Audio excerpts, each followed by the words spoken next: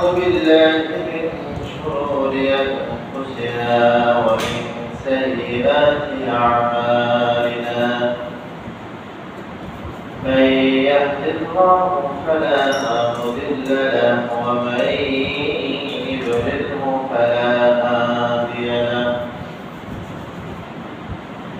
ونشهد أن لا إله إلا الله وحده لا شريك له ونشهد أن سيدنا وسندنا وحبيبنا ومولانا محمد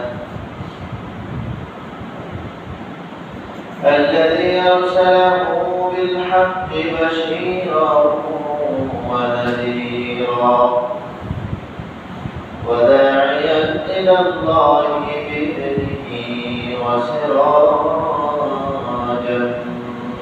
منيرا فقد قال الله تعالى في كلامه المجيد وفرقانه الحميد خذ من أموالهم صدقة تطهرهم وتزكيهم بها وصل عليهم إن صلاتك سكن لهم والله سميع عليم. وقال تعالى إن الله وملائكته يصلون على النبي يا أيها الذين آمنوا صلوا عليه وسلموا تسليما. اللهم صل على محمد وعلى آل محمد كما صليت على إبراهيم وعلى آل إبراهيم إنك حميد مجيد. اللهم بارك على محمد وعلى آل محمد كما باركت على إبراهيم وعلى آل إبراهيم إنك حميد مجيد. بلغ العلا بكماله كشف الدجى في جماله أسلك جميع خصاله صلوا عليه وآله. سبحانك لا علم لنا إلا ما علمتنا إنك أنت العليم الحكيم. الحمد لله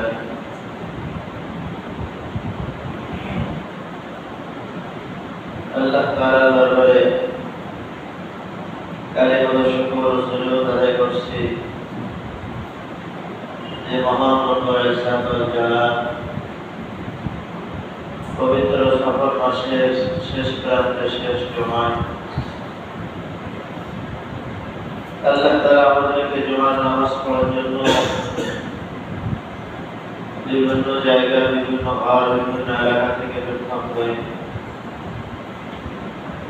আল্লাহ সুবহানাহু ওয়া তাআলার সবচেয়ে নির্বাচিত পছন্দের জায়গা মসজিদ আল্লাহ তাআলা আমাদেরকে হাজির করেছেন এই জন্য বলি আলহামদুলিল্লাহ। পবিত্র সফর মাসের শেষ রাত 25তম দিন এবং শেষ জুমা যে সফর মাসের শেষ দিকে রাসূল আকরাম সাল্লাল্লাহু আলাইহি ওয়াসাল্লাম ভীষণ অসুস্থ হয়েছিলেন এবং যে অসুস্থতার পরে আর সুস্থ অসুস্থতা আসেনি। এভাবে তিনি 12 রবিউল আওয়ালে আগামী মাসের 12 তারিখ রাসূল আকরাম সাল্লাল্লাহু আলাইহি ওয়াসাল্লাম দুনিয়ার মোহ ত্যাগ করে আল্লাহ তাআলার সান্নিধ্যে চলে গেছেন। তো এই সফর মাস অধিক গুরুত্বপূর্ণ বিশেষ একটি মাস, যে মাসের মধ্যে অনেক আকীদা আমাদের ঠিক করতে হয়। শুরুতেই বেশ কিছু আলোচনা করেছিলাম আকীদাগত আমাদের এটা ঠিক করা, যাতে সফর মাস আসতে যেন আমাদের আকীদা পরিবর্তন না হয়। যে সফর মাস আসছে, মাসের মধ্যে কিছু করা যাবে না, অশুভ একটা মাস আসছে, এটা যেন আমাদের আকীদার মধ্যে না আসে সম্পর্কে অনেক আলোচনা করেছিলাম।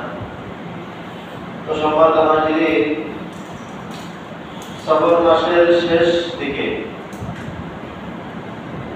সোমবার রাসূল আকরাম সাল্লাল্লাহু আলাইহি ওয়াসাল্লাম অসুস্থ হয়ে পড়েন। অনেক অসুস্থতা, যে অসুস্থতার পরে আর সুস্থতা আসেনি। এভাবেই রাসূল আকরাম সাল্লাল্লাহু আলাইহি ওয়াসাল্লাম আল্লাহ তাআলার কাছে চলে গেছেন। রবিউল আউয়াল মাস, সামনে যে মাস আসছে, এই মাসের 12 তারিখ। আসলে দুনিয়ার নিয়ম, দুনিয়ার শৃঙ্খল হলো আল্লাহ তাআলা যার যখন ডাকবেন সে তখন চলে যাবে, আর চলে যাওয়াটাই স্বাভাবিক, বেঁচে থাকা অস্বাভাবিক। দুনিয়ার মধ্যে যে পাপ, যে গুনাহ আমাদের হয়, এটা আসলে বেঁচে থাকাই অস্বাভাবিক। দুনিয়ার মোহ, দুনিয়ার মায়া কেউ ছাড়তে চায় না। দুনিয়ায় সবাই থাকতে চায়, কিন্তু আসলে দুনিয়া থাকার জায়গা। দুনিয়া যদি থাকাই যেত, তাহলে আল্লাহ তাআলা সবচেয়ে কাছের মানুষ ছিলেন আমাদের পয়গম্বর সাল্লাল্লাহু আলাইহি ওয়াসাল্লাম, তাকেও তো নিয়ে গেছেন। এই জন্য গত জুমায় বলেছিলাম যে ভালো মৃত্যুর কিছু আলামত বলেছিলাম। আজকে দেখি খারাপ মৃত্যুর কিছু আলামত ইনশাআল্লাহ বলার চেষ্টা করব। তো বাকি আগে আলোচনা হলো আমাদের এই যে দুনিয়া, আমরা দুনিয়ার মধ্যে বসবাস করতেছি, আমরা প্রত্যেকে দুনিয়ার মধ্যে ভালো চলা, ভালো খাওয়া, ভালো বলা পছন্দ করি, এবং আমার একটু সম্পদ হোক, এটা আমরা প্রত্যেকেই পছন্দ করি। এটাই স্বাভাবিক, যাতে দুনিয়ায় যে কদিন থাকবো যেন আমার সুখের শান্তিতে বসবাস করা যায়, এটা আমাদের সকলের কাম্য এবং চাহিদা থাকে। রাসূল আকরাম সাল্লাল্লাহু আলাইহি ওয়াসাল্লামের জামানায় সাহাবাদের মধ্যে এই প্রবণতা, এই সম্পদ বেশি হওয়া, ভালো খাওয়া, ভালো পড়া, এটা তাদের পছন্দনীয় ছিল। লম্বা কথা আছে, সংক্ষেপ কথা বলি। উম্মে সালামা থেকে হাদিস বর্ণিত, রাসূল আকরাম সাল্লাল্লাহু আলাইহি ওয়াসাল্লামের কাছে সালামা ইবনে হাতিব রাদিয়াল্লাহু তাআলা আনহু, রাসূলের সাহাবী, রাসূল আকরাম সাল্লাল্লাহু আলাইহি ওয়াসাল্লামের কাছে এসে আরজ করলেন, ইয়া রাসূলুল্লাহ, আপনি দোয়া করেন যেন আমার দুনিয়ায় কিছু সম্পদ, দুনিয়ার কিছু মাল দৌলত, কিছু আসবাবপত্র যেন আমার হয়ে যায়, এটা আপনি দোয়া করেন। রাসূল আকরাম সাল্লাল্লাহু আলাইহি ওয়াসাল্লাম তখন সালামা ইবনে হাতিবকে বললেন, খুব চিন্তা ভাবনা করে ফিকির করে বলো, তুমি যা চাইছো এটা খুব চিন্তা ভাবনা করেই বলো। আমরাও দেখি অনেক সময় অনেকের কাছে, হুজুরের কাছে, ইমামের কাছে বলেন দোয়া করেন যেন ভালো খাইতে পারি, ভালো পড়তে পারি, একটু সম্পদ যেন আমার হয়, টাকা পয়সা যেন আমার হয়, এটা আমাদের মধ্যে আছে।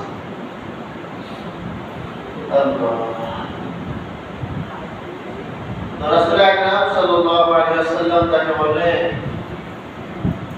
তুমি যে দোয়ার জন্য আবেদন করেছো, আরজ করেছো, এটা খুব চিন্তা ভাবনা করে বলো, দোয়া তো কবুল হবে। রাসূলের দোয়া তো 100% কবুল, সাথে সাথে কবুল হবে। সাহাবাদের এই ছিল বিশ্বাস ছিল, তাদের দিলে তামান্নাও ছিল এবং তাদের পাক্কা ইরাদা ছিল, রাসূল দোয়া করবেন আমি সম্পদশালী হয়ে যাব, আমার মাল দৌলত হবে, কিন্তু সম্পদের মধ্যে আওলাদের মধ্যে ফিতনা, ইন্নামা আওলাদুকুম ওয়া আমওয়ালুকুম ওয়া আওলাদুকুম, মাল সম্পদ সন্তানাদি এবং দুনিয়ার একটা বড় ফিতনা। অত বলতে পারেন হুজুর না ফিতনা না, আমার তো ফিতনা মনে হয় না। আপনি বুঝলেন কিভাবে ফিতনা হচ্ছে? সম্পদ আপনাকে ইবাদত থেকে, আখিরাত থেকে দূরে সরাবেই সরাবে। অধিক সন্তান হলেও একই অবস্থা, সন্তানের কারণে মানুষ লজ্জিত হয়, সম্মানিত হয়, অপদস্থ হয়। অনেক সময় সন্তানের কারণে পিতা সন্তানের পরিচয় দেয় না, সম্মানের ভয়। এটা ফিতনার প্রশ্ন। আল্লাহ তাআলা যেখানে ঘোষণা করেছে সেখানে আমি তো যুক্তি খাটায় বললে সেটা চলবে না। রাসূল আকরাম সাল্লাল্লাহু আলাইহি ওয়াসাল্লাম বলেন, সাহাবা তোমার যে তামান্না যে আরজি তুমি খুব চিন্তা ভাবনা করে বলো, কারণ আমি পয়গম্বর দোয়া করলে দোয়া কবুল হবে। সাহাবা আবার বলেন, ইয়া রাসূলুল্লাহ ইয়া হাবিবাল্লাহ, আপনি আমার জন্য দোয়া করেন যেন আমার সম্পদ বেড়ে যায়, আমার জন্য মাল দৌলত বেড়ে যায়। পয়গম্বর সাল্লাল্লাহু আলাইহি ওয়াসাল্লাম বলেন, ও সাহাবা তুমি কি আমার আদর্শ পছন্দ করো না? তুমি কি আমার তরিকাকে পছন্দ করো না? আমার নিয়ম শৃঙ্খলা তোমার কি ভালো লাগে না? সাহাবা বলেন, ইয়া রাসূলুল্লাহ সব ঠিক আছে, আপনাকে মহব্বত করে আপনার আদর্শকে ভালোবাসি, আপনার নমুনাকে পছন্দ করি, আপনাকে অনেক মহব্বত করি, ভালোবাসি।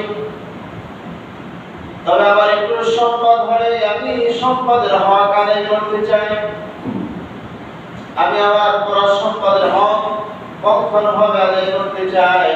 আপনি একটু দোয়া করেন যেন আমার সম্পদ বেড়ে যায়। সাহাবা যখন রাসূল বলতেন, পয়গম্বর দোয়া করলেন, আল্লাহ তাআলার কাছে দোয়া মঞ্জুর হয়ে গেল, দোয়া কবুল হয়ে গেল। অল্প দিনের মধ্যে সাহাবার অনেক সম্পদ হয়ে গেল, বকরির পাল বেড়ে গেল, উটের পাল বেড়ে গেল, ঘোড়ার পাল বেড়ে গেল। আরবের নিয়ম হলো, মদিনা মক্কার নিয়ম হলো, শহরের মধ্যে বকরির পাল বাড়ানো যায় না, উটের পাল শহরের মধ্যে বাড়ানো যায় না। সাহাবা মদিনায় বসবাস করতেন, সম্পদ বৃদ্ধি হওয়ার কারণে ঘোড়ার পাল যখন বেড়ে গেল, উট যখন বেড়ে গেল, বকরি যখন বেড়ে গেল, শহরের মধ্যে আর থাকতে পারবেন না, শহর থেকে একটু দূরে চলে গেল। আমরা মক্কা মদিনায় দেখেছি, মক্কা মদিনা শহরের মধ্যে কোথাও নাই, ভাড়া নাই। উটের পাল সব শহর থেকে অনেক দূরে, মরুভূমির মধ্যে সব বেষ্টনী করা, সেখানে উটের পাল আছে, বকরির পাল আছে। সাহাবা মদিনায় বসবাস করতেন, রাসূলের শহরে। রাসূল যেই পথ হাঁটতেন, যেই পথে রাসূল চলতেন, ওইখানে তিনি বসবাস করতেন। অল্প দিনের মধ্যে যখন তার ঘোড়ার পাল বেড়ে গেল, উটের পাল বেড়ে গেল, বকরি যখন বেড়ে গেল, ওটাতে তিনি আর শহরে বসবাস করতে পারেন না, শহর থেকে একটু দূরে চলে গেল। একটু দূরে যাওয়ার কারণে মসজিদে নববীতে এসে নামাজ পড়তে পারে না। পাঁচ ওয়াক্ত নামাজ সব ওয়াক্তগুলো রাসূলের পেছনে পড়তে পারে না। এক ওয়াক্ত আসে, দুই ওয়াক্ত আসে না, এভাবে তার চলতেছে। অল্প দিনের মধ্যে আরো সম্পদ বেড়ে গেল। সম্পদ বাড়ার কারণে শহর থেকে অনেক দূরে তার যাওয়া লাগলো, মরুভূমির মধ্যে। সেখান থেকে প্রত্যেক সপ্তাহে একদিন আসতো, জুমার দিন অথবা অন্য কোনো দিন রাসূলের কাছে মদিনায় মসজিদে নববীতে আসতো, রাসূলের সঙ্গে দেখা হতো। এভাবে চলতে চলতে আরো সম্পদ যখন বেড়ে গেল, উটের পাল বেড়ে গেল, বকরির পাল বেড়ে গেল, ছাগলের পাল সব বেড়ে গেল, আরো দূরে যাওয়া লাগলো। জায়গা সংকীর্ণ হচ্ছে না। সম্পদ যেহেতু আল্লাহ তাআলার কাছে চেয়েছে, রাসূল দোয়া করেছেন সম্পদ বাড়তেছে। পরিণতি কি হচ্ছে? রাসূলের সঙ্গে তার মহব্বত কমে যাচ্ছে, দেখা কমে যাচ্ছে, মসজিদে নববীতে নামাজ কম হচ্ছে। এভাবে চলতে যেতে অল্প দিনের মধ্যে অনেক সম্পদ হয়ে গেল। সম্পদ বেশি হওয়ার কারণে হিসাব রক্ষক সহ সব মিলে অনেক দূরে বসবাস করতেছে। লম্বা কথা, হাদিসের মধ্যে আসছে অনেক দূরে বসবাস করে, মাস চলে যায়, সপ্তাহ চলে যায়, দিন চলে যায়, রাসূলের সঙ্গে দেখা হয় না, মহব্বত হয় না, সালাম বিনিময় হয় না।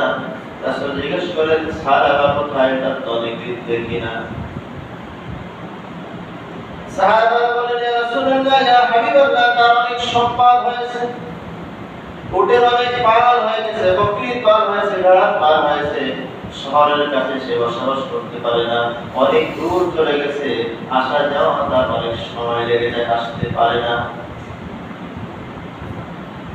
এক মাস হয়ে যাচ্ছে রাসূলের সঙ্গে দেখা না, সপ্তাহ হয়ে যাচ্ছে রাসূলের পিছনে নামাজ পড়তে পারে না।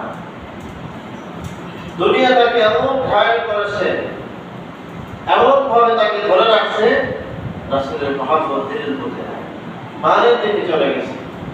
তো আমি আপনি তো আরো অনেক অনেক নিচে, সাহাবাদের তো কিছু না, তাবেঈন তো কিছু না। সাহাবারা যে ঘোড়ায় চড়তো, ঘোড়ার পায়ের নিচে যে বালু ছিল, ওই বালু এক জানলাও তো আমরা না। তাহলে আমাদের সম্পদ দুনিয়ার মাইল করবে না কেন? অবশ্যই করবে। আমি যদি জবানে বলি যে আমার সম্পদ থেকে দূরে না, ভুল কথা, ভ্রান্ত কথা বলছে। এভাবে যখন বেশ কিছুদিন চলে গেল, আল্লাহ তাআলা আয়াত নাযিল করলেন, খুয মিন আমওয়ালিহিম সাদাকাতান তুতাহহিরুহুম ওয়া তুযাক্কিহিম বিহা ওয়া সাল্লি আলাইহিম ইন্না সালাতাকা সাকানুন লাহুম।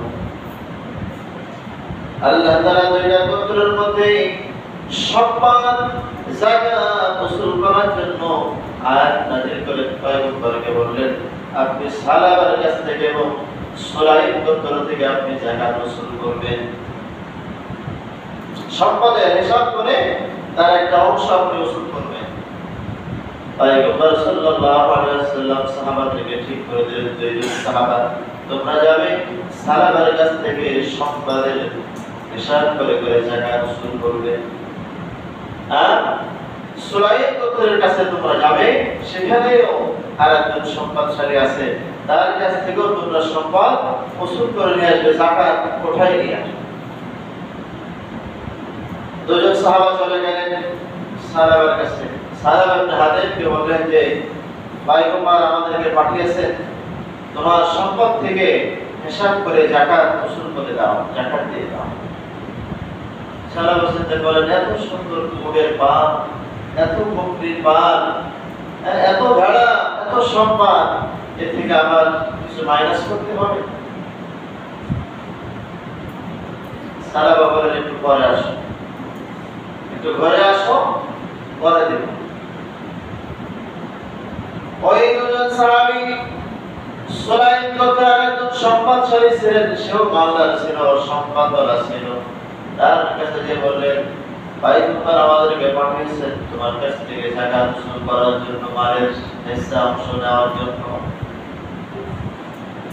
সুলাইম গোত্রের সেই ধনীওয়ালা টাকাওয়ালা বললেন, এখানে আসো, এই উটের পালের মধ্যে থেকে সবচেয়ে যাদের স্বাস্থ্য ভালো, সবচেয়ে যারা সুস্বাস্থ্য, দেখতে শুনতে ভালো, যাদের চেহারা দেখতে মন জোড়ায় যায়, এদের থেকে যে কয়টা উট তোমার পছন্দ হয় দিয়ে যাও।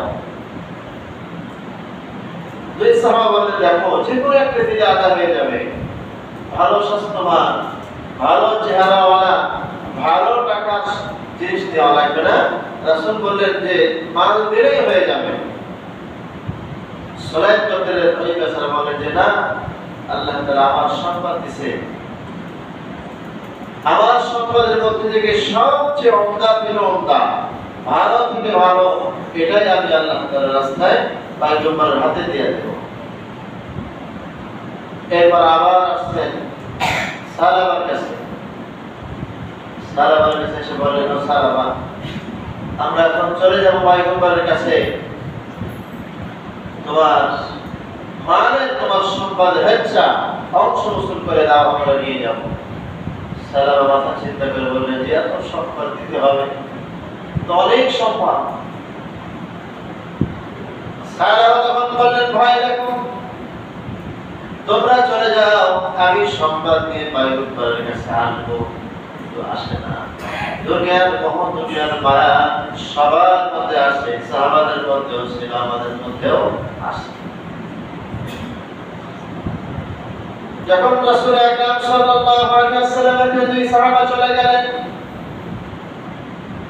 যাওয়ার পরে সাহাবারা বললেন, ইয়া রাসূলুল্লাহ, সালাবা তো অস্বীকার করেছে, সে গোসল করবে না, মাল যাকাত দেবে না, তার মালের হিসাব করে করে সে গোসল করতে চায় না, কিন্তু সুলাইম করতে সে যথেষ্ট পরিমাণ দিয়েছে, আরো ভালো থেকে ভালো দিয়েছে, আমাদেরকে ইচ্ছা দিয়েছেন যা খুশি দিতে পারি, কিন্তু সালাবা তো দিল না।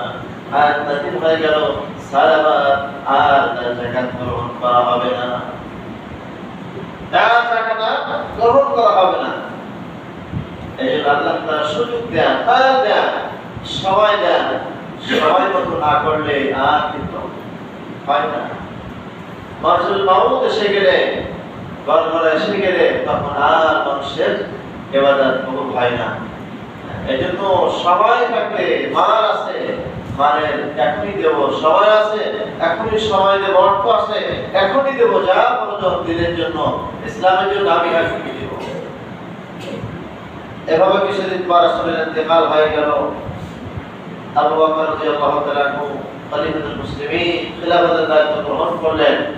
সালাবা সম্পদ নিয়ে সে কাটতে কাটতে এসে বলে, আবু বকর, আমার মাল গ্রহণ করুন, আমার সম্পদের অংশ আপনি গ্রহণ করুন। আবু বকর বললেন, যে মাল রাসূল গ্রহণ করেননি, যে সম্পদ পয়গম্বর গ্রহণ করেননি, এই সম্পদ আমি গ্রহণ করব না। আযাব শুরু হয়ে গেল। আবু বকরের ইন্তেকাল হয়ে গেল। ওমর রাদিয়াল্লাহু তাআলা আনহু খিলাফত আমলে দ্বিতীয় একই অবস্থা, আবার মাল নিয়ে আসছে, সম্পদ নিয়ে আসছে। ওমর, আমার মালগুলো আপনি ইসলামের জন্য গ্রহণ করুন, আমার সম্পদ আপনি ইসলামের জন্য গ্রহণ করুন। ওমর রাদিয়াল্লাহু তাআলা একই কথা বললেন, যে সম্পদ পয়গম্বর গ্রহণ করেননি, যে সম্পদ সিদ্দিক আকবর ইসলামের প্রথম খলিফা তিনি যে সম্পদ গ্রহণ করেননি, আমিও সেই সম্পদ গ্রহণ করতে চাই না। ওমর রাদিয়াল্লাহু তাআলা খিলাফত আমলেই সালাবার ইন্তেকাল হয়ে গেছে। বলার উদ্দেশ্য হলো, আমরাও মানুষ, আমাদের দিলের মধ্যেও তামান্না আছে সম্পদ হয়ে যায়, মাল হয়ে যায়। মাল হওয়া ভালো, কিন্তু মালের দিকে আকৃষ্ট না হওয়া। আমার তো দিলের মধ্যে, আমার কপালে যে সম্পদ দেখা আছে, এটা আসবেই আসবে, এটা নিয়ে কোনো আমাদের বাড়াবাড়ি করা যাবে না। এই জন্য সম্পদ আল্লাহ তাআলা দিয়েছেন অল্প টাইম, অল্প সময়ের জন্য, আবার এই সম্পদ দিয়ে যাবে। এই জন্য সম্পদের দিকে বেশি আকৃষ্ট না হওয়া, দিনকে আগে প্রাধান্য দেওয়া, আখিরাতকে আগে প্রাধান্য দেওয়া, এটা হলো উদ্দেশ্য। এই জন্য প্রায় সাহাবাদের মধ্যে তামান্না ছিল যে আমাদের শাহাদাতের মওত হয়, আমাদের যেন প্রত্যেককে শাহাদাতের মওত হয়ে যায়, এই তামান্না সাহাবাদের মধ্যে ছিল। ওমর রাদিয়াল্লাহু তাআলা যখনই মসজিদে নববীতে নামাজ পড়তেন, বাইতুল্লাহে নামাজ পড়তেন, আর শুধু বাইতুল্লাহ দিকে তাকাতেন, যখন ফিরে যেতেন বাসায়, বাইতুল্লাহ দিকে তাকিয়ে তাকিয়ে কান্না করতেন, আর কখন আসবো বাইতুল্লাহর কাছে। আমরা যখন বাইতুল্লাহর আশেপাশে হাঁটছি, মসজিদে নববীতে হাঁটছি, দিনের মধ্যে এটাই ছিল, এই রাস্তা দিয়ে পয়গম্বর হাঁটতেন, এই রাস্তা দিয়ে সাহাবারা হাঁটছেন, এই সে বাইতুল্লাহ, যে বাইতুল্লাহর পাশে রাসূল তওয়াফ করেছেন, সাফা মারওয়া সই হয়েছে। এই তামান্না প্রত্যেকটি দিনের মধ্যে রাখা, যে আমি ওই জায়গা দেখবো, ওই জায়গায় হাঁটবো, রাসূল যে জায়গায় চলাফেরা করেছেন, যে জায়গায় রাসূল করেছেন। ওমর রাদিয়াল্লাহু তাআলা দুইটা দোয়া সবসময় করতেন। আল্লাহ আমি শাহাদাতের মওত চাই, আমার জন্য শাহাদায়ে মওত হয়। আল্লাহ তাআলা দোয়া কবুল করেছেন। ফজরের নামাজ জামাতের সাথে হচ্ছিল, ওই সময় তার ইন্তেকাল হয়েছে, তাকে হত্যা করা হয়েছে। আর একটা হলো তার দিলে তামান্না ছিল যেন মদিনার মধ্যে আমার মাকবরা হয়, কবরটা যেন হয়ে যায়। মদিনায় মধ্যে আমার মাকবরা হয়, যেখানে রাসূল ঘুমানো, যে শহরে রাসূল ঘুমায় আছে, এই শহরে যেন আমাদের দেহটা যেন ঘুমাতে পারে। আল্লাহ তাআলা তার দোয়া কবুল করেছেন। এই জন্য রাসূলের পায়ের কাছে ওমর রাদিয়াল্লাহু তাআলা কবর আছে, আমরা দেখে আসছি। সম্মানিত হাজিরিন, এই জন্য এই দুনিয়া থেকে আমাদের আকৃষ্ট না হওয়া, সম্পদ যা দিয়েছেন আলহামদুলিল্লাহ, এর থেকে আমার হিসাব করে করে গরিবের একটা অংশ আছে, ইসলামের দিনের জন্য একটা অংশ আছে, এটা দিব।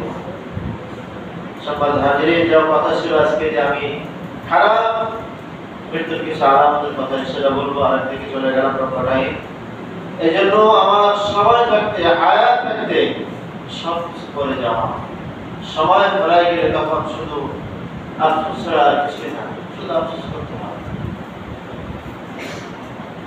এই জন্য সময় থাকতে সব কিছু করা, সময় আছে ইবাদত বন্দেগী করা, ইবাদত বন্দেগী ছেড়ে না দেওয়া।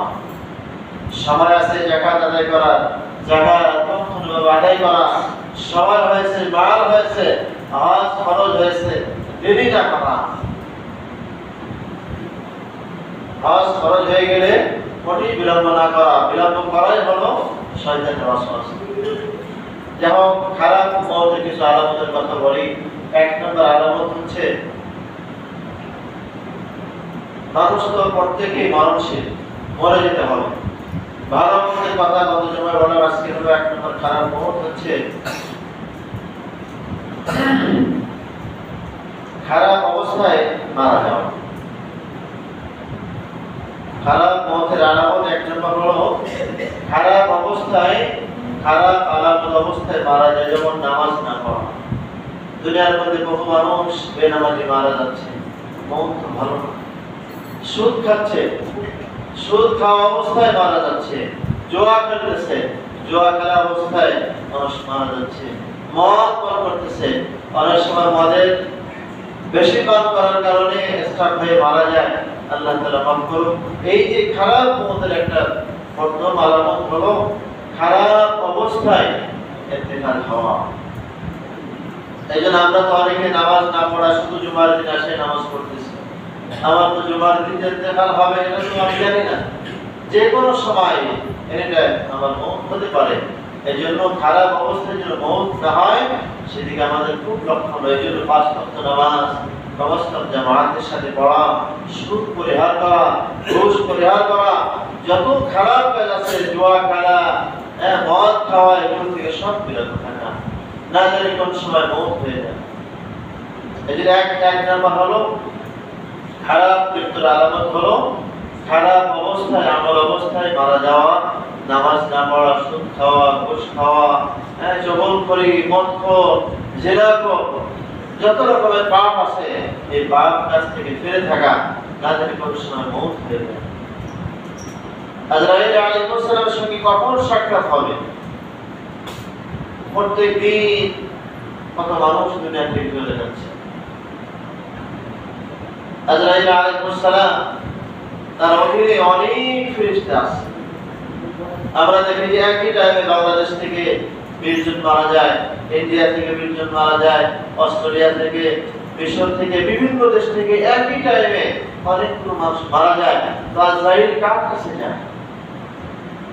আমাদের অনেক সময় প্রশ্ন হতে পারে, সমাধান হলো আজরাইল আলাইহিস সালাম হচ্ছে দলের লিডার, সেই হলো আমি, তার নেতৃত্বে অনেক ফেরেশতা আছে যার কাজ করেছে। এক নম্বর হলো আজরাইল আলাইহিস সালামের সঙ্গে সাক্ষাৎ হলেই কিন্তু আর কোনো আমল কবুল হবে না। এই জন্য খারাপ মৃত্যু থেকে বেঁচে থাকা, নামাজ না পড়া, সুদ খাওয়া, ঘুষ খাওয়া, জুয়া খেলা, মদ খাওয়া, বিভিন্ন রকমের যত রকমের খারাপ আছে, এই খারাপ অবস্থা যদি কেউ মারা যায় তো তার মৃত্যু ভালো না। দ্বিতীয় নম্বর হচ্ছে মৃত্যুর সময় আল্লাহ তাআলা সম্পর্কে খারাপ ধারণা রাখা। অনেক সময় মুমূর্ষ হালাতে যিনি থাকেন তার জবান থেকে অনেক কথা বের হয়, যে কথা সম্পূর্ণ শরীয়ত বিরোধী, কোরআন বিরোধী, হাদিস বিরোধী। আল্লাহ তাআলা সম্পর্কে সে অনেক খারাপ মন্তব্য করে। এই খারাপ মন্তব্য যদি কেউ করে থাকে তাহলে তার মৃত্যুটাও খারাপ, ভালো অবস্থায় তার মৃত্যু হলো না। 3 নাম্বার, মৃত্যুর সময় তওবার সুযোগ না পাওয়া। আল্লাহ তাআলা তওবার সুযোগ করে দেন বিভিন্ন সময়, বিভিন্ন বালা মুসিবত দিয়ে, বিভিন্ন ভাবে, বিভিন্ন আমাদের অ্যাক্সিডেন্ট হোক বা বিভিন্ন আযাব দিয়ে, রোগ বালাকে আল্লাহ তাআলা কিন্তু আমাকে আপনাকে সজাগ করে দেন ইস্তিগফার করার জন্য, তওবা করার জন্য। এই তওবার সুযোগ পেয়েও যারা তওবা করে না, এই অবস্থায় যদি মারা যায় তো তার মৃত্যুটা হবে খারাপ, তার মৃত্যু ভালো হবে না। এই জন্য সবসময়ের জন্য ইস্তিগফারের আমল বেশি থেকে বেশি করা। 4 নম্বর আলামত হচ্ছে মৃত্যুর সময় চেহারা কালো হওয়া। অনেক সময় অনেকের চেহারা দেখা যায় না, ভয় লাগে। এটা সব সময় হবে তা না। অনেক সময় কালো মানুষ কিন্তু মৃত্যুর সময় চেহারা খুব পরিষ্কার, হাস্যোজ্জ্বল থাকে, মনে হয় যেন হাসতেছে। আবার অনেক সময় ভালো মানুষ মৃত্যুর সময় চেহারা কালো থাকে। এটা অনেক সময় বিভিন্ন কারণে হতে পারে। অনেক সময় বিভিন্ন মেডিসিন বা বিভিন্ন ঔষধ প্রয়োগের কারণে মৃত্যুর পরে শরীর কালো হয়ে যায়, এটা না। আরেকটা কালো সেটা হলো চেহারা থেকে দেখা যায় না। যে চেহারা বিচ্ছিরি অবস্থা মানুষ দেখলে ভয় পায়, এই মৃত্যুটাও ভালো না। মৃত্যুর সময় চেহারা কালো হয়। আমরা দেখেছি অনেক কালো মানুষ, কিন্তু সে নামাজি ছিল, দিনদার ছিল, পরহেজগার ছিল, নামাজি ছিল, তার ইন্তেকালের পরে